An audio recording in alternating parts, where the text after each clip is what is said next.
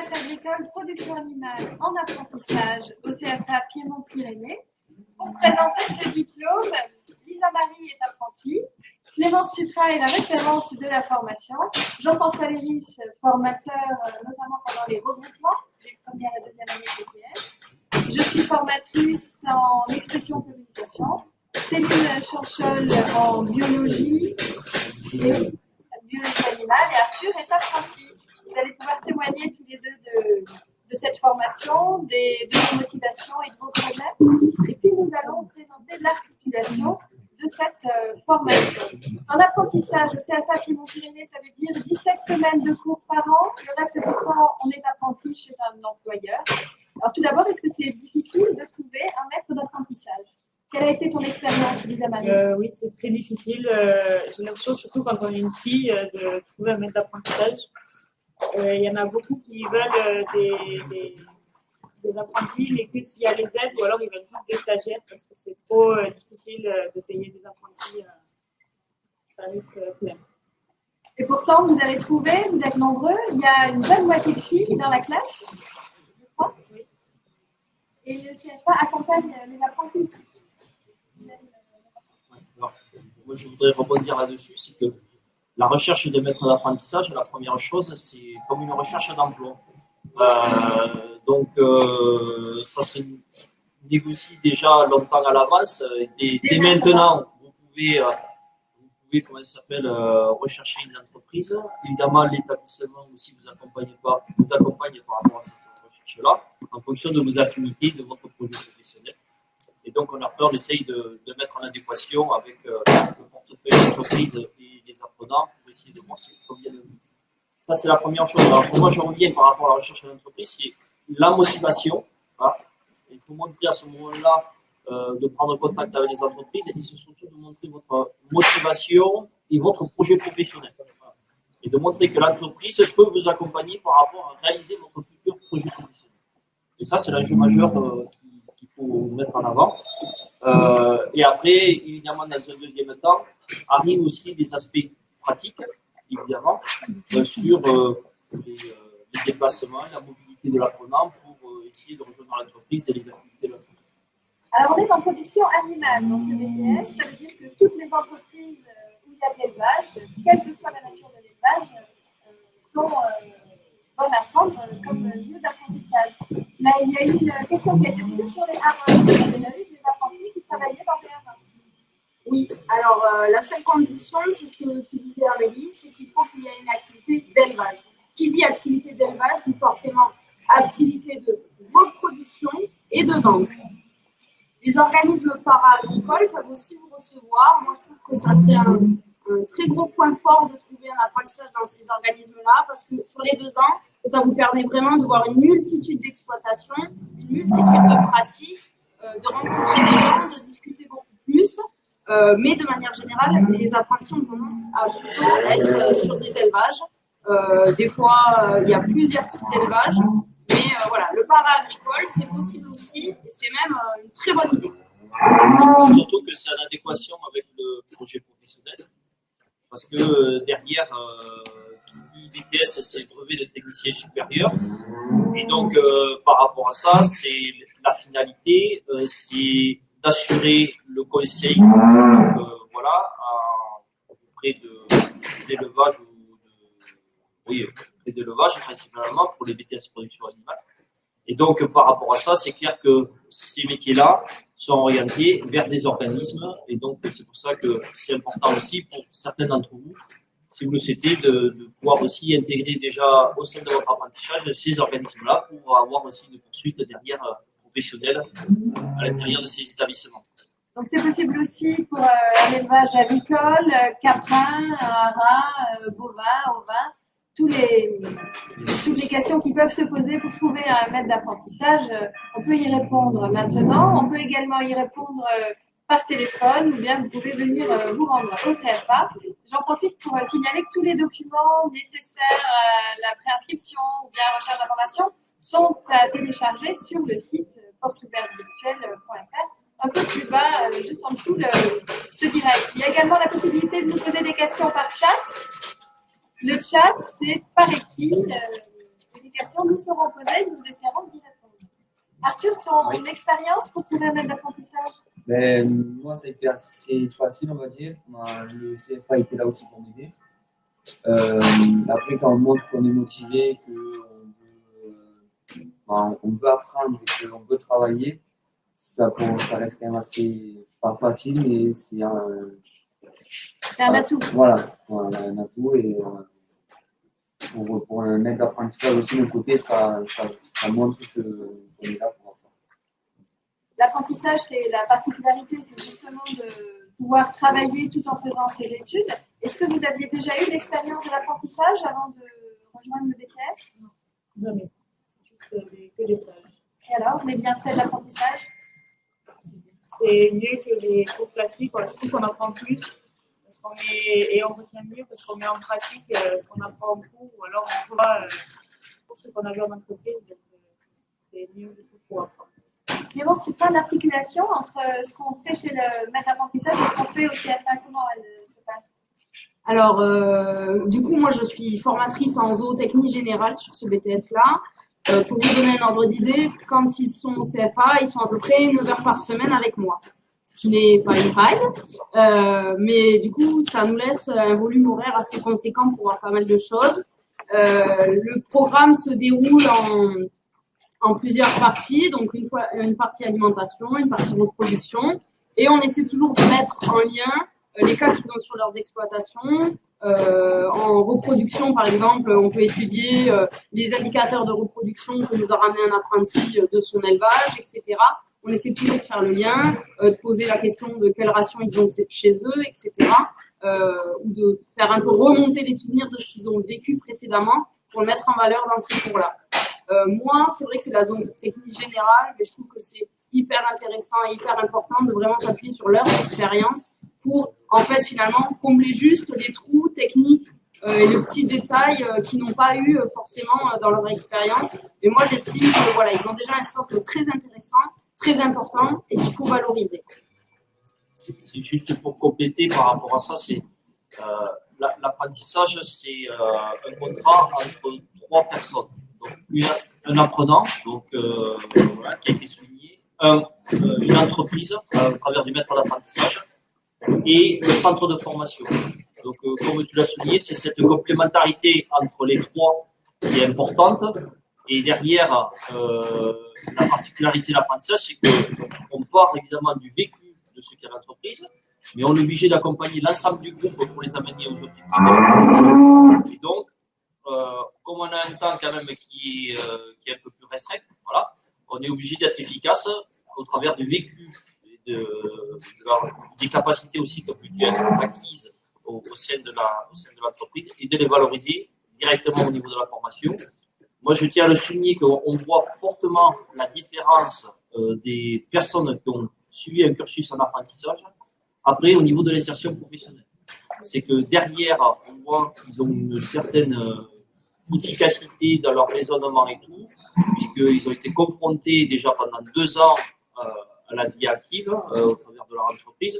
Donc, derrière, dans leur raisonnement et même dans la soutenance orale de leur rapport final, on voit vraiment le côté terrain qui ressort et le côté technicien qui est demandé par rapport au BTS. Une question, est-ce qu'on peut faire un stage chez un vétérinaire? Alors, non, parce qu'en fait, ce qu'il y a, c'est que le support, le stage chez un vétérinaire, en fait, alors, il y a 2 choses. C'est que l'objectif, c'est qu'on est sur l'exploitation. Alors, sur les vétérinaires, après, il faudrait voir qu'est-ce qu'il y a précisément. Parce que derrière, en termes d'organisme, derrière, on risque de ne pas voir toutes les situations qui sont liées au BTS. Puisque on risque d'avoir certaines choses, mais pas l'intégralité de la formation. Donc ça, il faudra affiner après avec le candidat, voir ce qui est faisable ou non. Il est possible de faire de passer des conventions pour avoir des petits modules complémentaires, d'aller travailler chez d'autres, dans une exploitation par exemple, ponctuellement pour compléter cet apprentissage. Pour tous les cas par cas, on peut bien entendu en parler plus longuement en contactant le CFA au 05 61 94 55 09.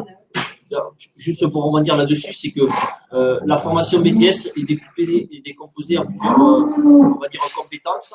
Et il faut regarder si la particularité de vétérinaire, de voir si tous les champs de compétences sont couverts. Voilà. Et si ce n'est pas le cas, il faut voir avec une complémentarité avec d'autres entreprises. Donc, beaucoup de cours de zootechnie, de production animale, et puis également d'autres disciplines en biologie animale. Alors moi, en biologie animale, on est très complémentaires avec les masques, justement. La zoo et la bio se complètent très bien. Donc moi, il y a une grosse partie alimentation, reproduction. Après, on va de partie immunologie. On s'appuie énormément sur l'exploitation de Saint-Médard, où on est actuellement, pour des TP. Ensuite, il y a une partie regroupement, donc on a des modules porc et modules bovin. Donc, durant ces semaines de regroupement, on essaie de faire beaucoup de visites, voilà, pour élargir le centre d'intérêt des apprentis. On essaie de leur faire voir le plus de choses possibles. Alors, quand on parle de regroupement, il s'agit de faire des cours en commun avec les étudiants de première et de deuxième année de BTS. C'est ça. Les disciplines. Tu veux dire? Non, disons que par rapport à ça, sur les regroupements, c'est vrai qu'on a par rapport à des modules bien précis, on a un regroupement en première et deuxième année pour faciliter un petit peu les apprentissages aussi. Alors, on va finir de présenter de façon globale le BTS et ensuite on répondra aux questions du chat. On aura du temps dans quelques minutes. On va présenter donc les modules qui concernent. Alors, moi j'interviens plus sur les parties techniques. Donc, sur une partie, alors comme on l'a vu, il y a des modules qui sont décomposés entre les premières et les deuxièmes années. Donc, moi j'interviens un petit peu sur la partie de module bovin viande. Sur la partie mine transformation et après sur ce qu'on appelle un module qui est sur population, production animale et société, où là on intervient un petit peu selon les thématiques sur l'évolution de l'agriculture et les sensibiliser, de faire le lien entre les productions animales et justement les attentes sociétales. Alors moi j'enseigne l'expression de communication, c'est aussi un gros morceau qui vous permet par la suite de savoir utiliser des documents, qu'ils soient agricoles ou généraux. C'est un module qui est conçu pour faire de l'agriculteur de demain et aussi du technicien supérieur qui va aller compiler des documents, aller donner ses conseils dans des exploitations. Eh bien, l'idée est d'être capable de s'exprimer sans difficulté par la suite, d'avoir confiance en ses capacités et de savoir écrire pour convaincre. Et c'est là-dessus qu'il y a une évaluation dont on parlera dans quelques minutes. Moi, juste ce que je voulais vous préciser, c'est que là, on est 4 formateurs et la particularité à Saint-Gaudens, c'est que tous les formateurs sont des professionnels. C'est-à-dire que Céline est professionnelle dans le milieu du cheval, Amélie est journaliste, Jean-François est éleveur de brebis. Je suis salariée du service de remplacement et en cours d'installation. C'est vraiment la particularité, je pense, chez nous. C'est un choix. On veut des gens qui prennent le stylo régulièrement ou qui mettent les bottes régulièrement pour qu'on puisse garder du poids dans nos enseignements et qu'on puisse être connecté à la réalité. Voilà. Donc ça, c'est important parce que c'est vrai que le milieu agricole évolue très rapidement. Et que par rapport à ça, on a besoin aussi d'avoir cette réactivité pour former aussi, accompagner le développement des apprenants aussi et pour construire leur projet professionnel. Donc ça, c'est vrai que ça nous permet aussi d'avoir cette réactivité-là. C'est un atout important.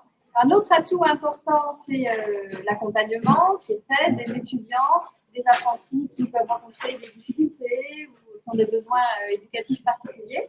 Sur ce sujet, vous pouvez prendre des rendez-vous téléphoniques individuels jusqu'à la fin de cette porte ouverte, jusqu'à 13h, en vous connectant sur le site internet ou bien contacter l'établissement par la suite. Et puis, une autre donnée importante sur le campus agricole de Saint-Gaudens, c'est la ferme dans laquelle nous sommes aujourd'hui. Alors, 80 vaches laitières bio, un atelier de transformation laitier, et puis un procédé innovant de séchage en ondes. Qui le présente? François. C'est bon. Je vais le faire. On flanche, on Allez. coupe, on met Ah dans non, le ça, séchoir. ça, c'est Alors dis-nous, le séchage en grande. Non, disons que la particularité pour ici, c'est vrai que la réflexion à l'échelle de l'exploitation, c'était d'essayer de l'ancrer vers des attentes de demain. Et donc, il y a eu un gros projet de modernisation qui s'est finalisé là, il n'y a pas trop longtemps. Et donc, avec l'introduction d'un séchage en grage, d'un atelier de transformation, avec le support de l'atelier des vaches laitières.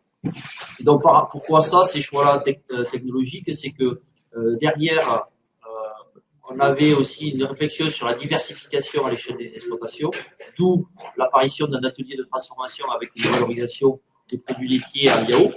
Et donc, pour aussi améliorer la qualité un petit peu du produit de base qui est le lait, c'était de sécuriser au travers d'un séchage en grage qui permet de conserver le plus possible les qualités proches de l'herbe qui pourraient être récoltées directement par l'animal au niveau de la pâture. Et donc, il y a tout un système qui a été mis en place ici avec le matériel en adéquation pour essayer de conserver cette qualité-là et la distribuer directement à l'auge au fur et à mesure avec un système. Mais on vous invite à venir directement sur place pour et échanger avec vous à ce sujet-là sur les choix techniques qui ont été faits. Il existe aussi un atelier au vin, un peu plus de 200 brebis, des béliers.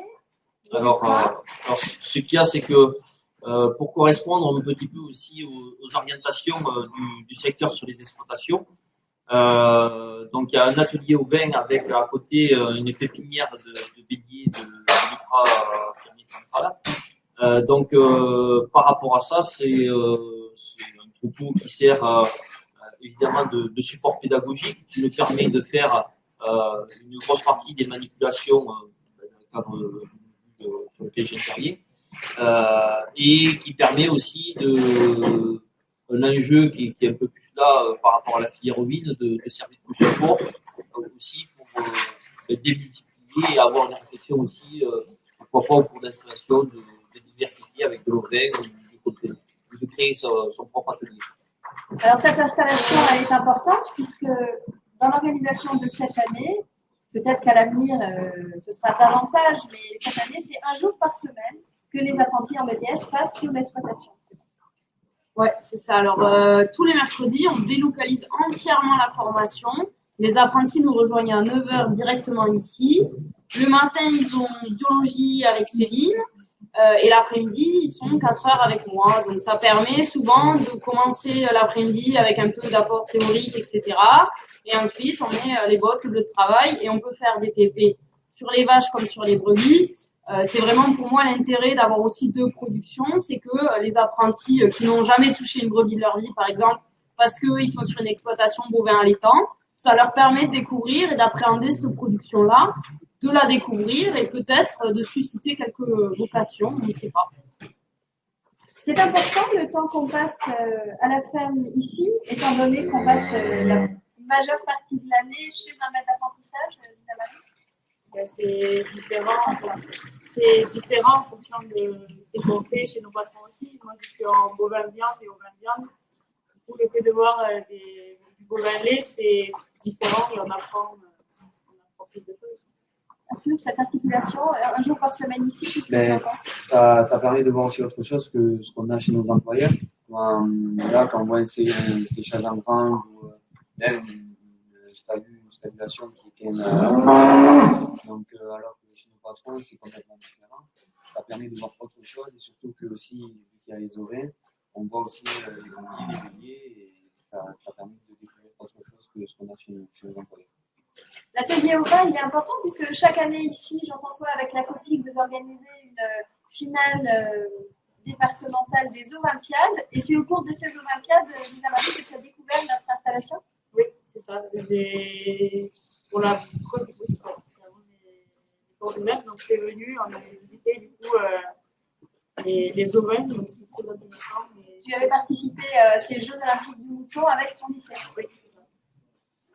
Donc, c'est vrai que c'est un moment, alors l'ovin, dans le cadre de la formation, c'est important parce que du fait d'un petit gabarit, ça permet de pouvoir assurer des manipulations de base au sein de la formation, tout en sécurité, parce que c'est surtout ça, avant de pouvoir apprendre des situations plus compliquées avec des gabarits plus importants comme les ouvins qui sont derrière.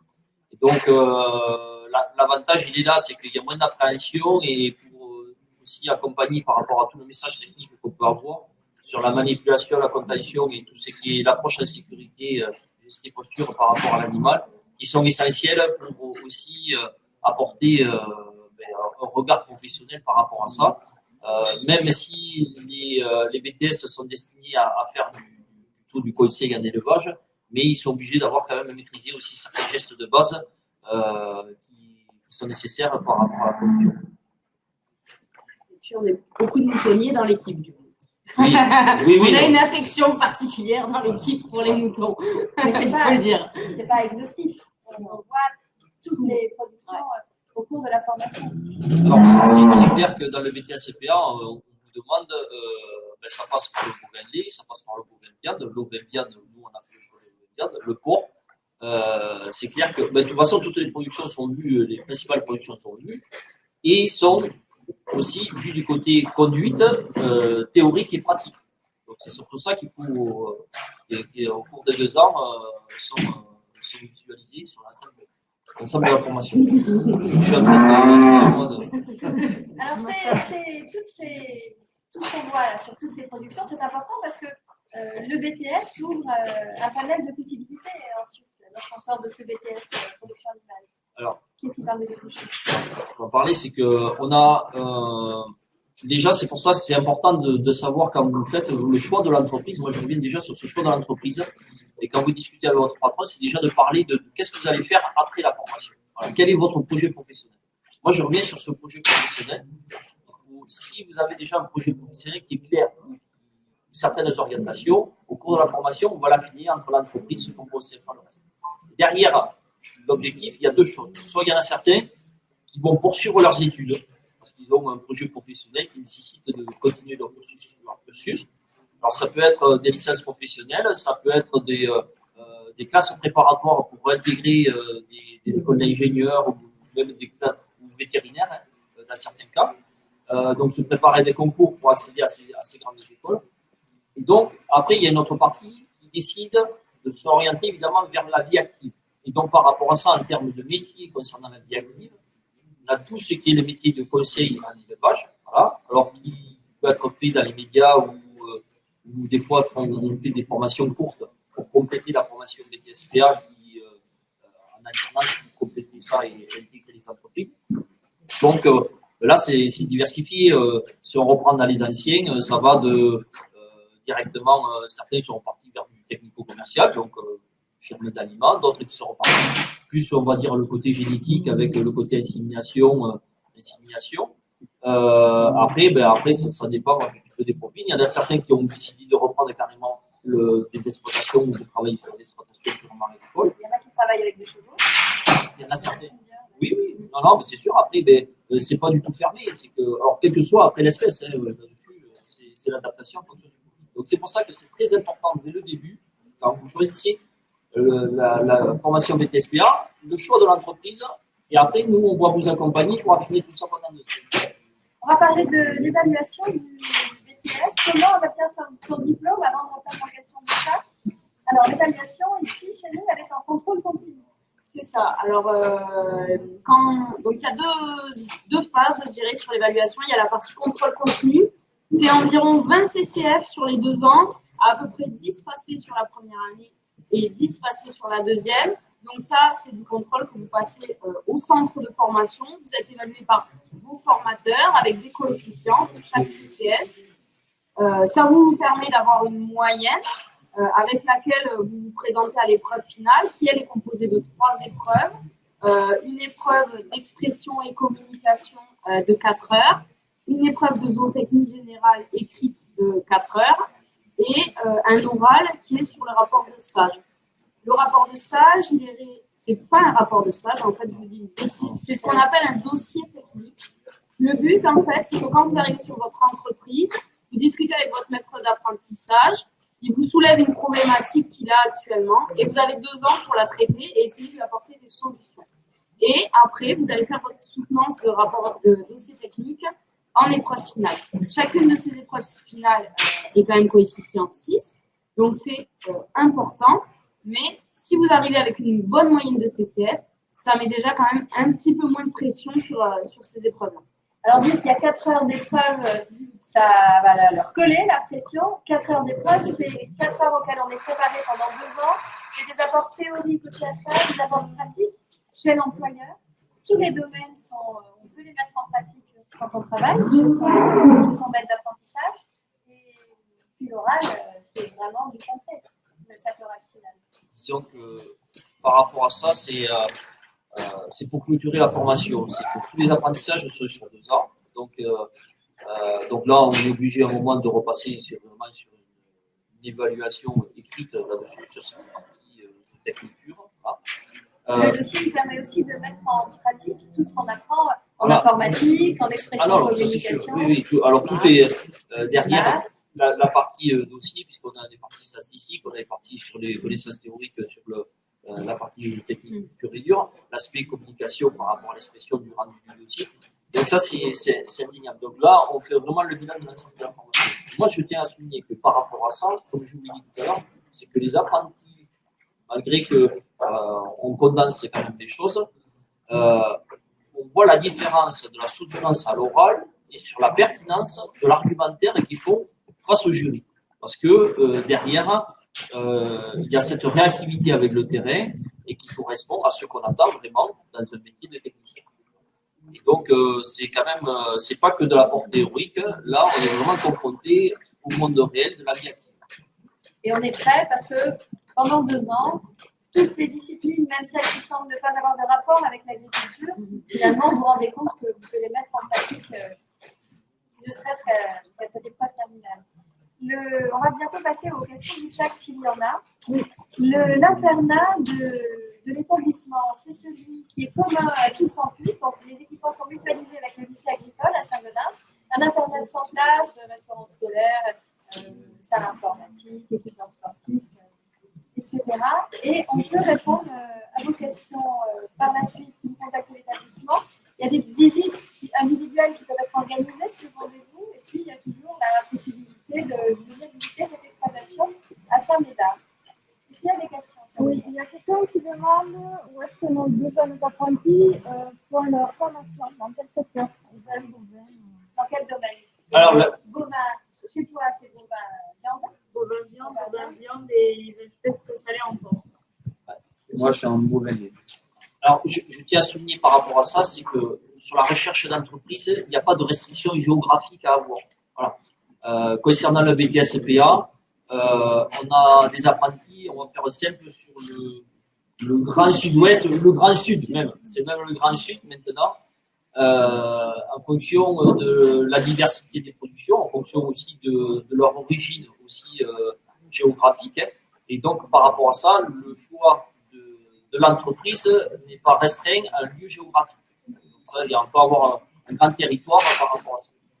Et est-ce qu'il est possible de suivre la formation dans un parc zoologique ou une ferme pédagogique? Il faudra en reparler au cas par cas, en sachant que des conventions complémentaires sont possibles. Voilà, c'est comme je soulignais tout à l'heure par rapport à l'histoire du vétérinaire, c'est qu'il faut qu'on regarde en détail l'ensemble des activités qui sont réalisées. Et à partir de là, est-ce que tous les champs de compétences sont requis par rapport au BTS? Et si ce n'est pas le cas, donc ça veut dire que là, il n'y a pas la possibilité de créer cette entreprise-là, donc il faut rebondir sur une autre. Ensuite, c'est une question sur les sorties pédagogiques. Est-ce qu'il y en a dans d'autres élevages? Bien sûr. Ah, dans le cas de la formation? Ah ben oui. Alors c'est clair qu'on est obligé de compléter entre la diversité, évidemment, des échanges qui est à l'intérieur de la formation. Et c'est clair que dans le cadre de nos enseignements, on provoque des sorties auprès d'autres entreprises pour compléter, évidemment, tout l'ensemble des apports qu'on pourrait avoir déjà de la diversité que vous voyez ici, mais aussi par rapport à des problématiques territoriales, des exploitations, des particularités ou des journées techniques. Hein. Donc, on s'adapte en fonction de ça. Donc après, on me demande la formation, la commission, c'est d'avoir un maître apprentissage, oui. Oui. Et à quel rythme de l'alternance? Alors, l'alternance, comme ça vous a été souligné, c'est que on est à peu près 15 jours par mois.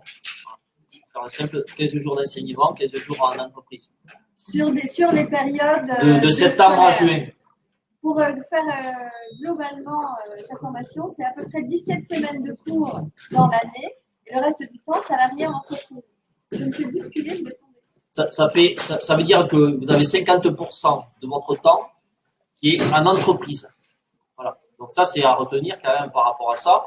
En termes d'expérience professionnelle, quand vous mettez sur votre CV, vous êtes en apprentissage, vous avez déjà pratiquement plus d'un an d'expérience, déjà à 100% sur une entreprise agricole. Est-ce que de toute façon, vous aidez dans la recherche d'un maître d'apprentissage pour les apprentis qui ont des difficultés? Alors, du coup, effectivement, on a un listing de maîtres d'apprentissage, soit des gens qui nous ont contactés au cours de l'année en nous disant, ben voilà, l'année prochaine, je serai intéressé pour avoir un apprenti. On a aussi les maîtres d'apprentissage qui ont un apprenti actuellement qui vont finir leur contrat parce qu'ils vont passer leur BTS au mois de juin et qui nous ont déjà signalé qu'ils étaient intéressés pour en reprendre. On a des contacts professionnels. Ce listing-là à disposition par type de production en général qu'on met à la disposition des apprentis. Après, évidemment, ils peuvent d'eux-mêmes aller faire des recherches d'apprentissage si ils sont inspirés, qu'ils trouvent quelqu'un. Ce que je voulais préciser quand même par rapport à ce qu'a dit Jean-François tout à l'heure sur la motivation, pour vous démontrer à quel point c'est important. C'est que cette année, on a un apprenti, je suis allée faire la visite chez les maîtres d'apprentissage dans les 45 premiers jours de contrat, on a fait le point ensemble et les maîtres d'apprentissage m'ont quand même dit, ce jeune on l'a pris parce qu'il était motivé. Il est venu une première fois, on lui a dit non, on ne prend pas d'apprenti. Il est venu une deuxième fois, on lui a redit non et il est revenu une troisième fois. Et là, ils sont finis par dire, il est motivé, on va peut-être commencer à se pencher sur la question. Donc, c'est pour ça qu'on vous dit que la motivation, c'est important et que si vous choisissez un type d'exploitation, lui, il avait choisi cette exploitation parce qu'il faut du semi-direct, par exemple.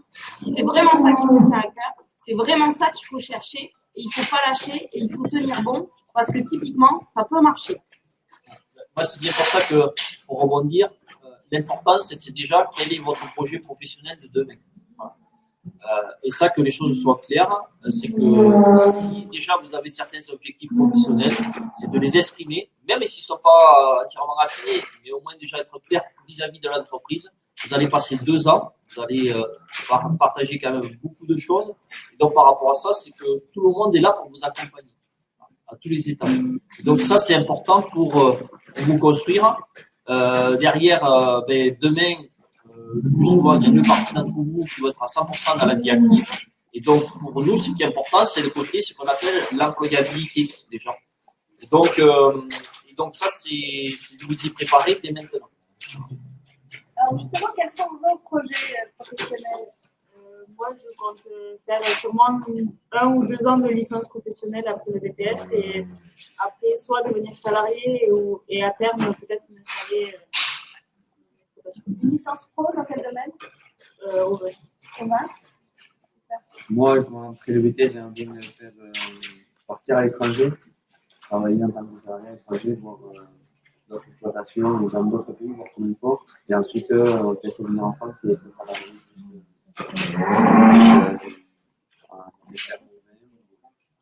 Sur la motivation, vous avez l'impression que ça vous a aidé? Pour l'employeur, au sein du CFA, pour préparer cette première année qui touche bientôt à sa fin? Moi, je sais que pour mes patrons, j'avais fait une lettre de motivation, on m'a demandé. Donc, c'est pour ça, et je pense que j'ai tous les mails que j'ai envoyés, que j'ai appelés, on m'a demandé une lettre de motivation si on ne pouvait pas avoir un contact avec la personne de suite. Ils m'ont demandé une lettre de motivation pour voir. Oui, moi je peux vous donner tout ça. Moi, je suis allé me rendre directement chez les employeurs. Donc, moi qui viens de Béziers, ça montre, je pense que de mon côté, ça montre une motivation. Comme quoi j'ai envie de travailler. Si je me déplace directement chez les employeurs, ça montre quelque chose. Et pourquoi tu avais choisi ce CFA en venant de Béziers? Parce que d'un côté, on a tout ce qui est élevage dans ma région, ça y est pas, c'est pour sa viticulture, et que les Pyrénées, la région montagnarde, on va dire, le Piémont, tout ça, ça m'intéressait beaucoup.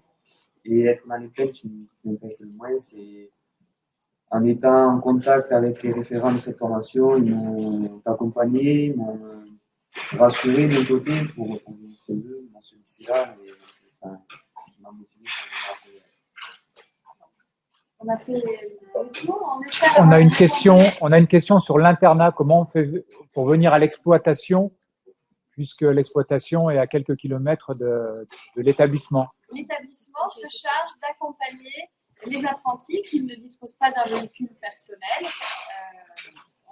L'établissement a des véhicules et les formateurs accompagnent sur l'exploitation des apprentis qui travaillent en BTS ou dans d'autres filières et les raccompagnent bien entendu le soir. L'internat étant ouvert également aux apprentis.